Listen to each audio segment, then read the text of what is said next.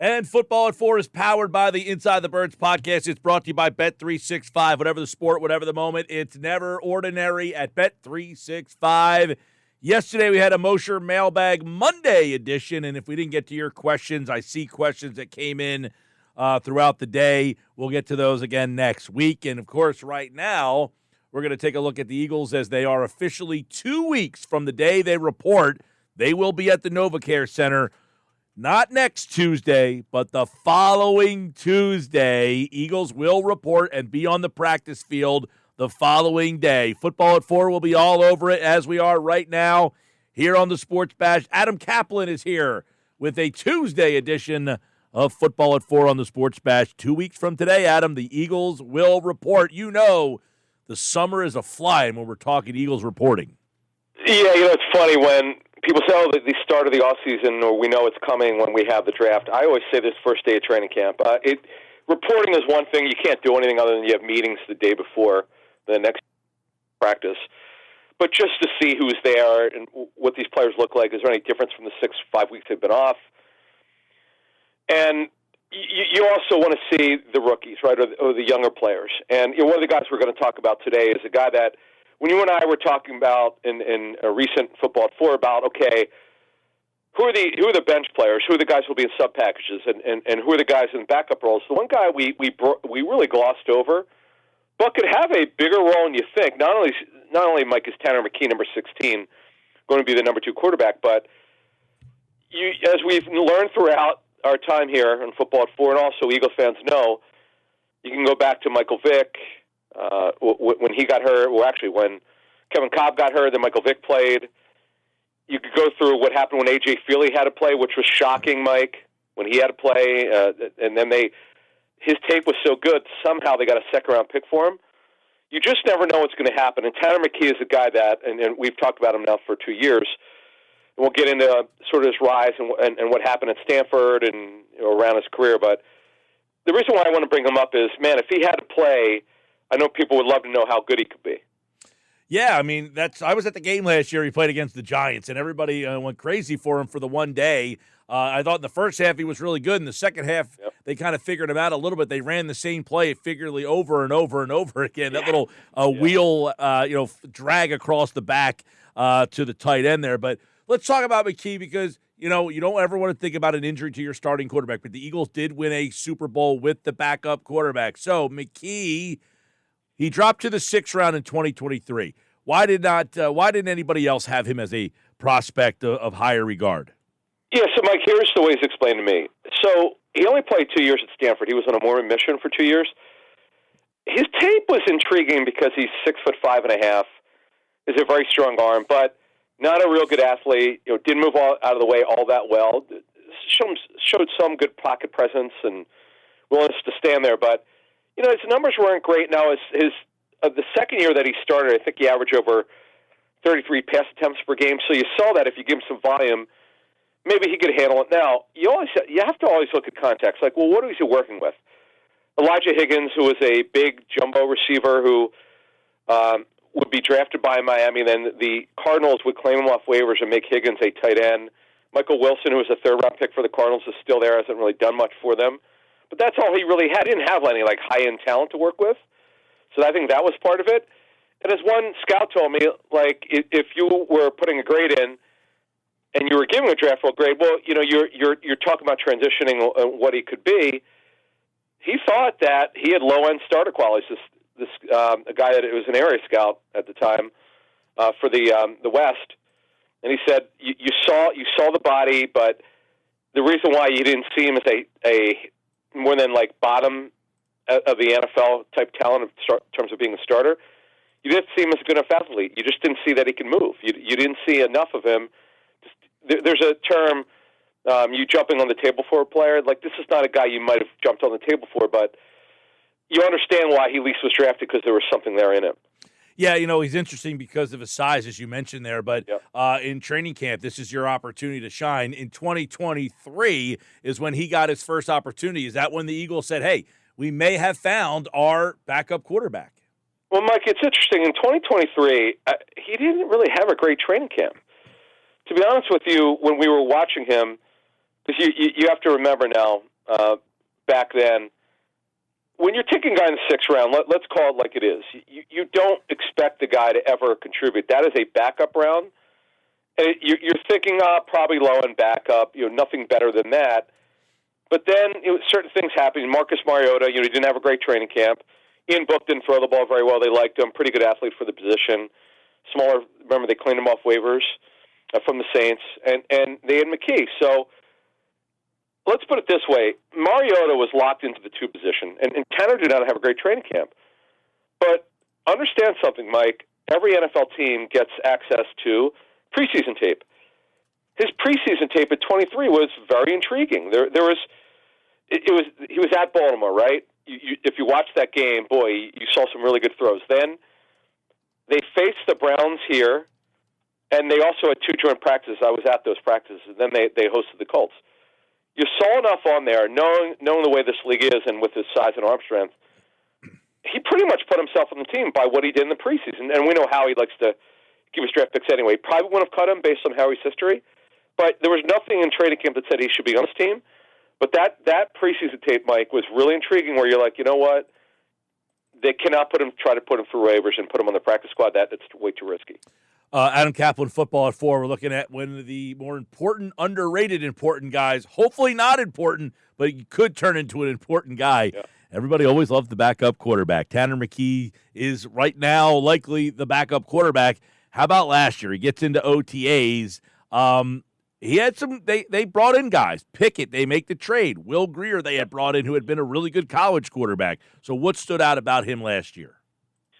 Will Grier was a guy that Kellen Moore was familiar with, and he wanted him there. Had him with the Chargers, had him with the Cowboys. But the big thing last year was Kenny Pickett, because they felt that they were going to make another run. They felt really good about.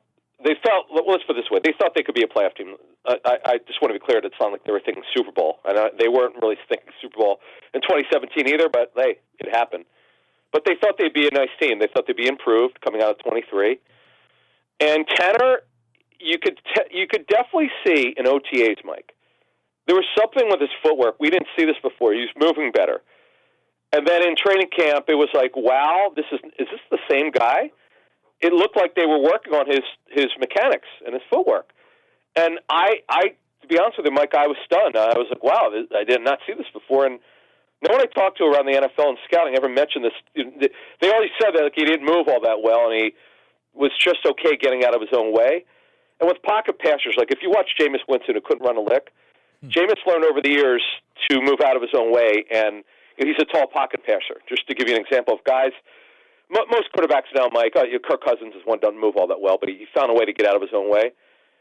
These pocket passers, there's a lot of guys who were never runners that don't move all that well. They had to learn it.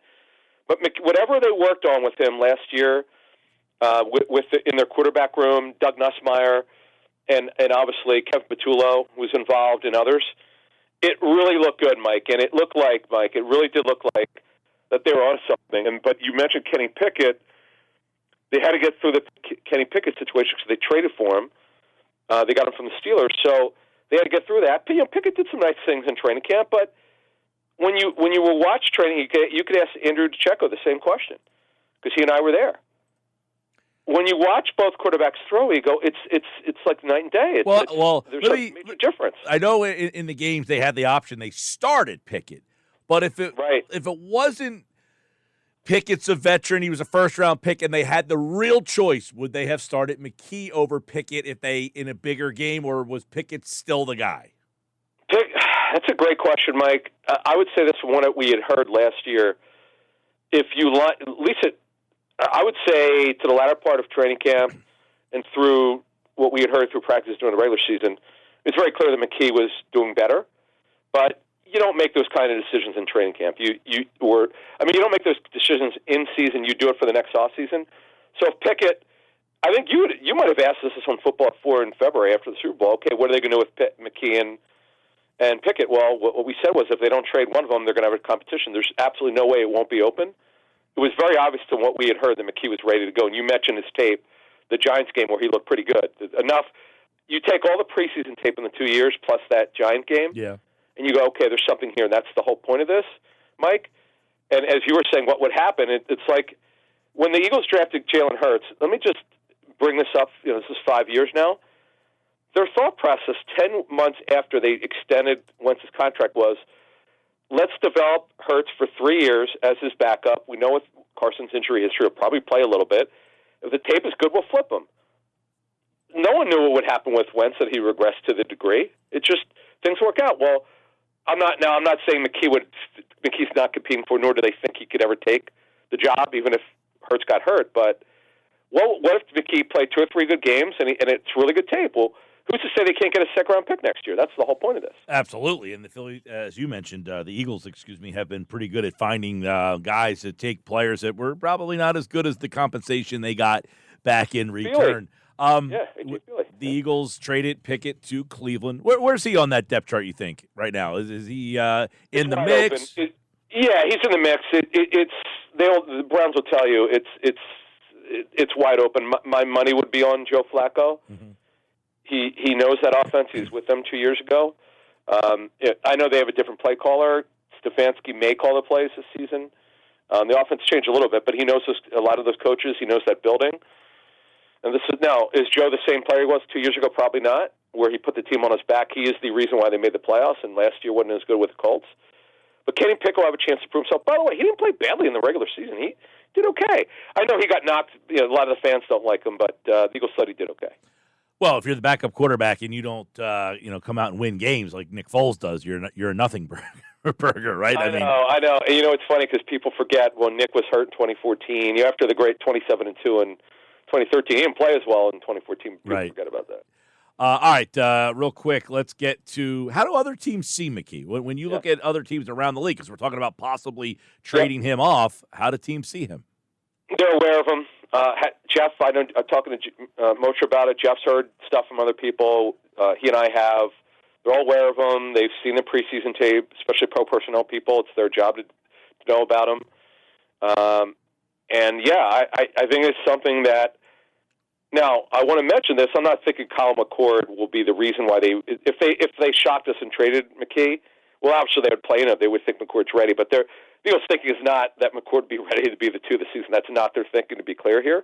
But I would tell you that let's say that McKee, his preseason tape's really good, and let's say he plays 1 or 2 games. The tape is good, and McCord has a good training camp preseason, and he's doing well behind the scenes in the regular season.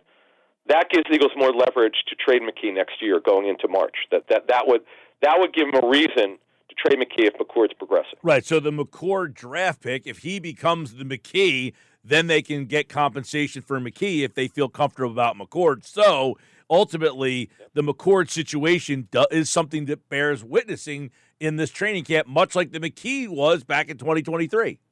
No doubt. Both are 6th-round picks now. They also have, now we should mention Dorian Thompson-Robinson, DTR, a former Cleveland Brown draft pick who played for Chip Kelly at UCLA.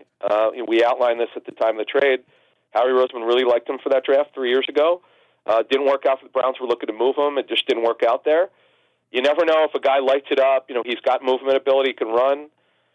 You never know. I mean, he didn't look good when he had a chance to play, but you never know when he – look, Howie talked about this before, Mike.